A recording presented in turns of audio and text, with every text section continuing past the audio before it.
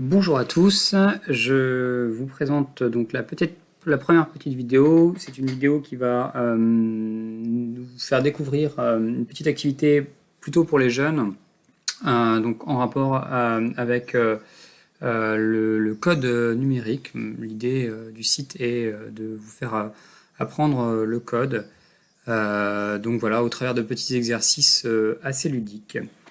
Donc l'adresse du site s'appelle code.org. Donc vous rentrez ça dans la barre d'adresse, vous validez et vous arrivez sur le site. Il est possible que la première fois que vous arriviez, il vous demande votre langage. Si vous le souhaitez, vous pouvez aussi mettre le site en favori pour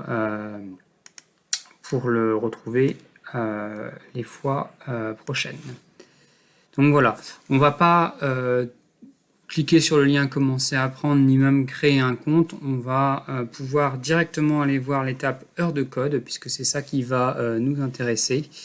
Donc quand je clique sur l'étape heure de code, ils vont me proposer plusieurs activités. Créer des jeux, voilà, faire différentes activités. Je peux vous montrer par exemple l'heure de code Minecraft. Donc, on nous propose plusieurs activités où il va falloir aider les héros de Minecraft à réussir leur aventure. Voilà, donc je prends une au hasard. Donc pour cela, il va falloir voir des vidéos. Souvent, on a des vidéos explicatives de différentes choses. Alors, ce sont des vidéos en anglais sous-titrées. Voilà. Vous pouvez les regarder. Ça vous explique un peu le but de l'activité. Mais vous pouvez aussi les passer. Voilà, on vous demande de choisir un personnage et de commencer l'aventure. Donc les consignes vous sont données en haut, vous avez donc à l'image ce qui va se passer et on vous demande de récupérer un matériel dans le coffre. Donc pour ça vous avez des blocs à la manière de Scratch. Si certains d'entre vous ont déjà utilisé Scratch, vous pouvez glisser ces blocs en dessous et du coup quand vous vous sentez prêt, lancez l'application pour voir si votre code fonctionne. Vous pouvez aussi demander à afficher le code pour voir ce que ça va donner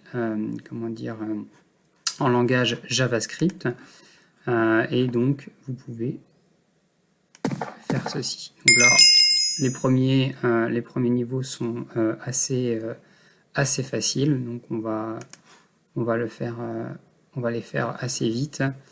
Donc là, on a introduit un second bloc qui est tourné. Et voilà. Plus on va avancer dans les étapes, plus le niveau de difficulté va augmenter bien évidemment, et plus on va introduire des notions complexes, des notions de boucle, des notions de conditions, des notions de choses comme ça. Donc c'est une activité très intéressante si on la poursuit, parce que ça permet de comprendre le séquençage, mais aussi l'algorithmique, donc propre à des lignes de code.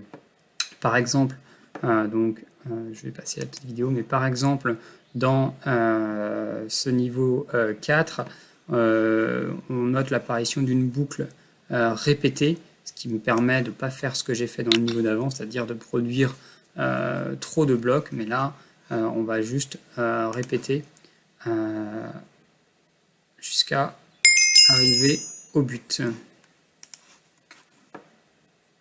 Donc voilà.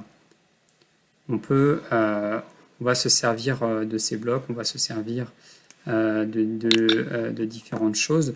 Je vous en montre pas plus. Si vous voulez, comment dire, le faire de vous-même, vous pouvez découvrir ceci. Il y a plusieurs applications. D'autres applications vont me permettre de créer moi-même des petits jeux en paramétrant différentes choses. Donc là, on va vous apprendre aussi à paramétrer un Flappy Bird, et quand on sera arrivé à l'étape 10, vous pourrez vraiment le faire comme vous le souhaitez. Donc je vous encourage, si vous avez des enfants ou si vous êtes un jeune et que vous voulez passer un peu de temps sur l'ordinateur à faire autre chose que du jeu vidéo, à aller découvrir ce site. Il y a plein d'activités proposées et il est plutôt bien. Voilà pour cette petite et courte vidéo. Je vous retrouve très bientôt pour un prochain conseil. N'hésitez pas à aller voir les autres vidéos de la chaîne et à commenter si vous avez des questions ou des remarques à propos de cette vidéo.